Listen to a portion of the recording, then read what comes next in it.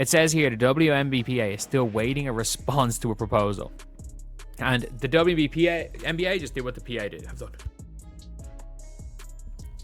done. They went to social media. They went through a journalist. They literally they decided and just said, you know what? It doesn't really matter.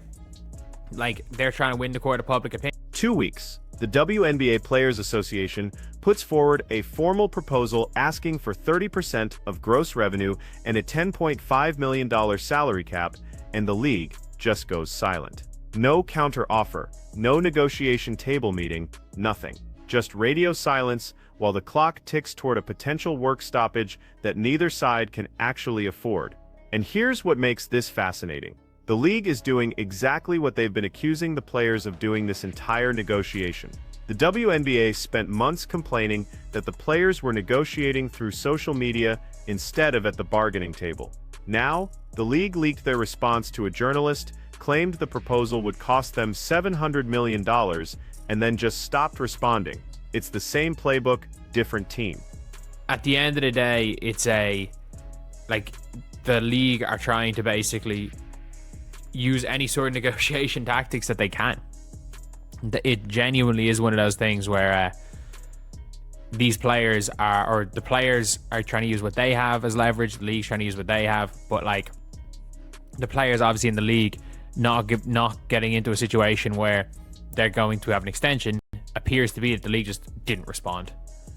This is what leverage looks like when both sides have it. The players have been using public pressure as a negotiation tool since day one.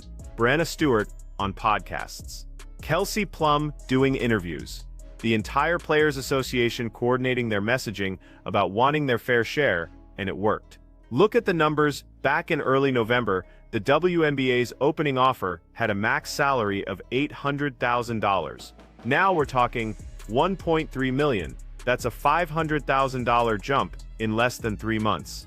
The players' tactics pushed the league up by more than 60% on max salary alone. So when people say the players are being unrealistic or flying too close to the sun, remember that their strategy has already extracted massive concessions.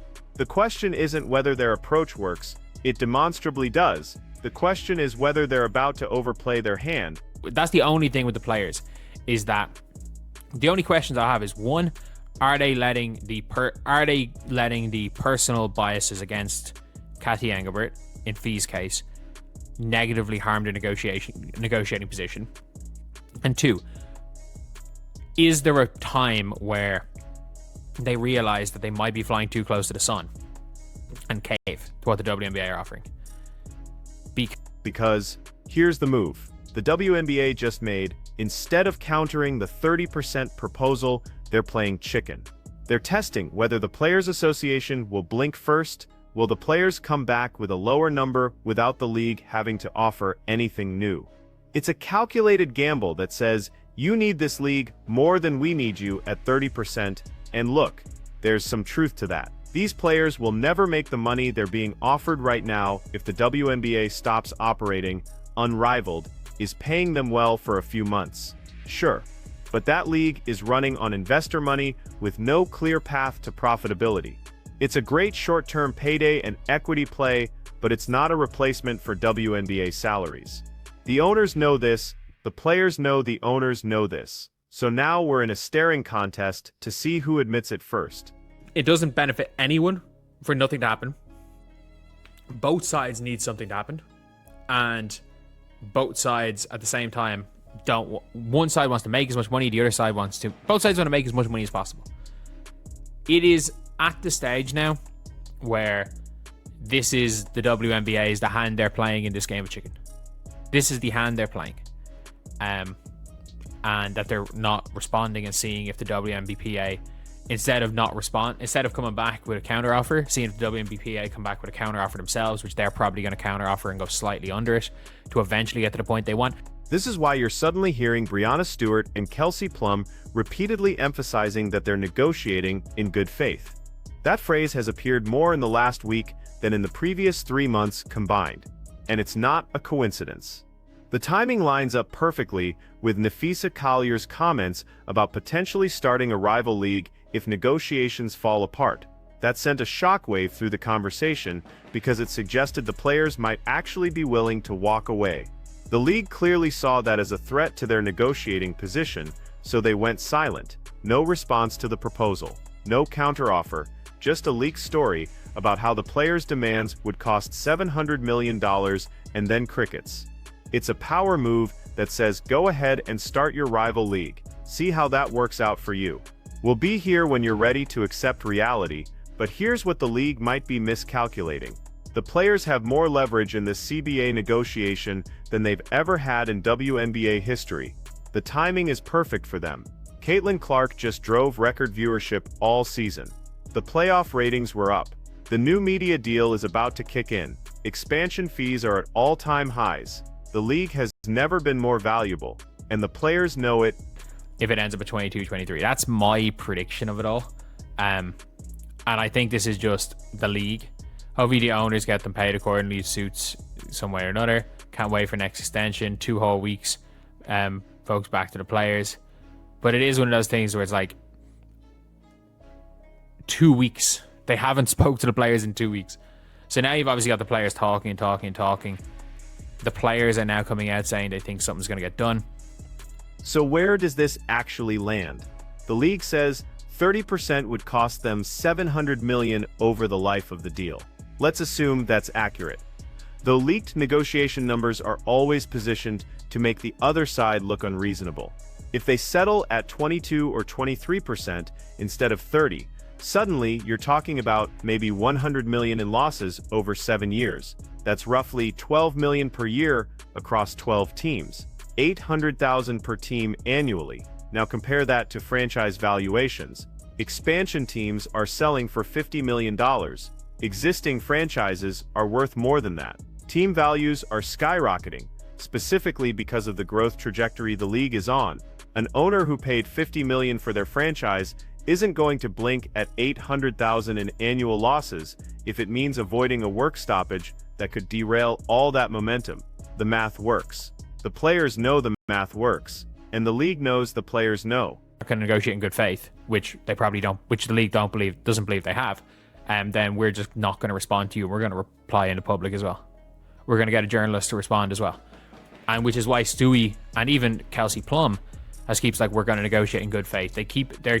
It's the one thing that we've heard more in the last week from the players than any other time was negotiate in good faith from Kelsey Plum and Breanna Stewart. This is also where personal dynamics start mattering more than they should. There's clearly tension between the Players Association and Commissioner Cathy Engelbert. You can hear it in how players talk about the negotiations. You can see it in Engelbert's responses. And that creates a risk. Are the players letting their personal feelings about the commissioner negatively impact their negotiating position? Because at some point, you have to separate, we don't like how she's handled this, from this is the best deal we can actually get. The owners aren't going to fire Engelbert mid-negotiation just because the players don't like her. So if the players are holding out for demands that are partially driven by wanting to beat her in the court of public opinion rather than get the best possible contract, that's a problem. Negotiations require knowing when you've won enough to take the deal, and sometimes winning enough means the other side gets to save face. So clearly, and that has all been since the Nafisa Collier thing, and I do think there has to be damage control, because that is the word. Like, I like Fee.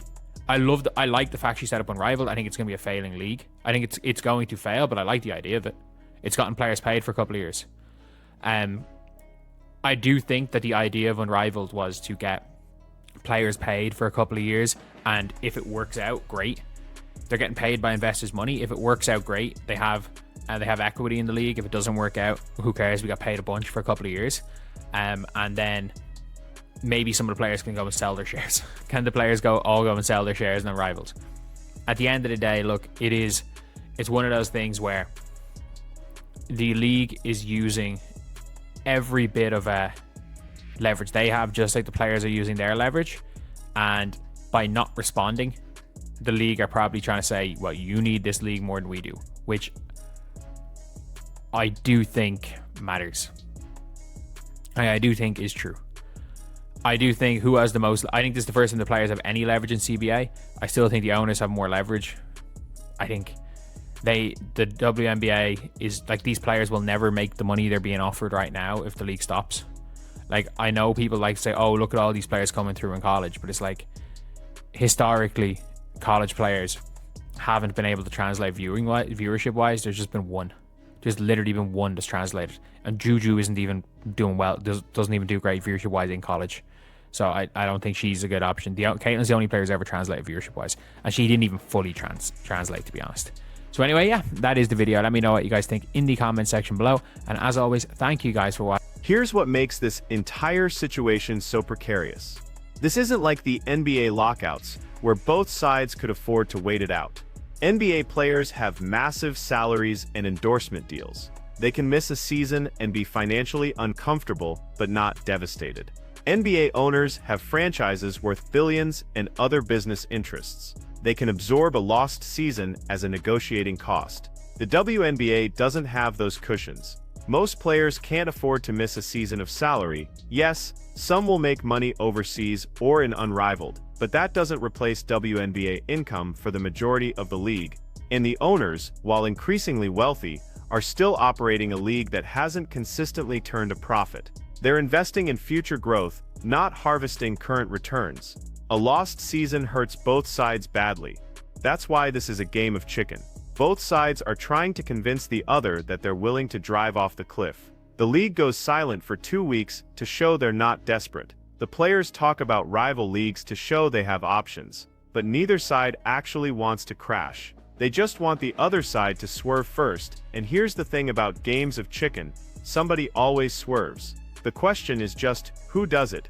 And at what point? The players have already moved the league from $800,000 to $1.3 million on max salary. That's a huge win. They've established that the old CBA structure was inadequate, and that the new media deal means more money for everyone. They've won the public relations battle around deserving better compensation. Those are real victories. Now they need to decide, is 30% the hill to die on, or is 22% with better working conditions, better benefits, and guaranteed revenue sharing percentages, a deal they can sell to the membership as a massive step forward?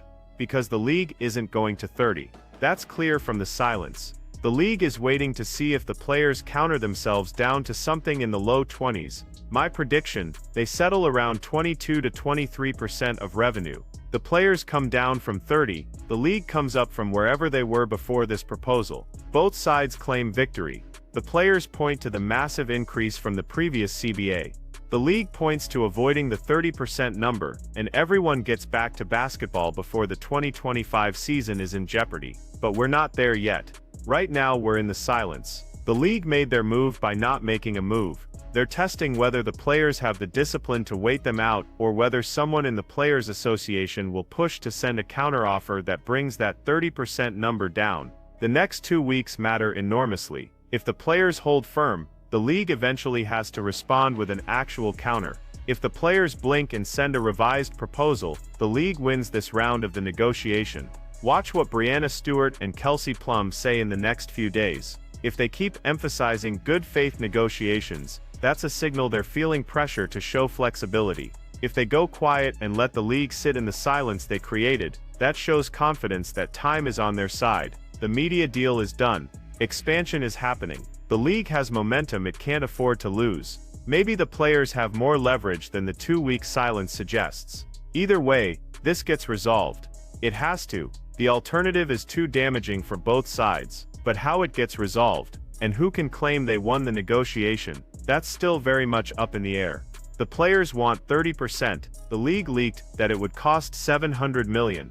The real number is probably somewhere around 22% and $100 million in losses that owners can easily absorb given their franchise valuations. So the question isn't whether they make a deal, it's whether the players maximize their leverage before they make that deal, or whether the league's silence successfully pressures them into offering a lower number before the league has to counter. That's what the next few weeks determine, and that's why both sides are playing this so carefully. One wrong move, one public statement that shows weakness, and the other side pounces. This is high-stakes negotiation theater, and we're all watching to see who blinks first.